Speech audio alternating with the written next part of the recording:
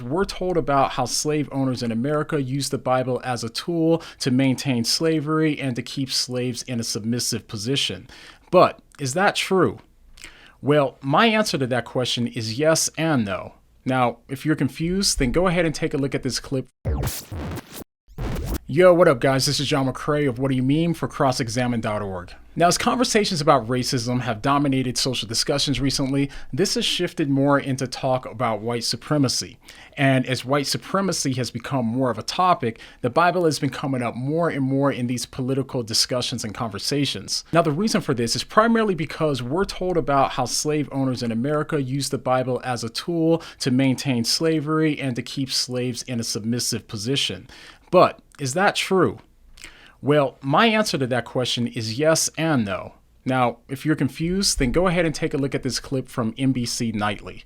Inside Washington's Museum of the Bible, a single volume that is like no other.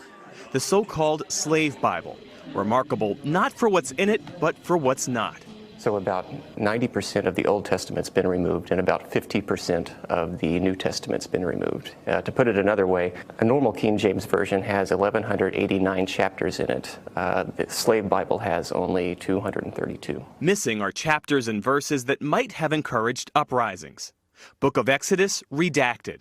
No story of Moses demanding Pharaoh, "Let my people go." Gone is Galatians, and the verse, "There is neither bond nor free, for ye are all one in Christ Jesus."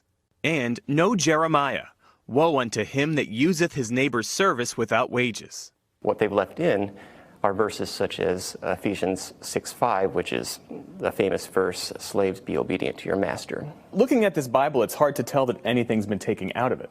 That's correct. I mean, it looks like a normal book. For many enslaved Africans, this would have been the first time they were exposed to the Bible. A Bible selectively edited to instill obedience, using religion to underpin the horror of slavery. When people encounter this exhibit, what lasting impression do you want them to leave with? But we want to pass the message on that may this never happen again. The Bible itself is a whole book. It's not one that you get to carve up and use this piece or that piece. The Slave Bible designed to repress rebellion, but it didn't work. Enslaved people in the Caribbean constantly fought against slavery until emancipation. I think it's very relevant to understand our history, not just American history, but our African American history, our roots and how we got to this point. So, if you're a person that believes that the Bible supports and condones slavery, then you'll have to ask yourself, why is it that the slave owners would take out these large chunks of the Bible when they went against their cause? If it's so clear that the Bible supports and condones slavery, then why is it that they had to take out these small verses and passages out of context in order to spoon feed those verses to the slaves while keeping them ignorant on the rest of the Bible?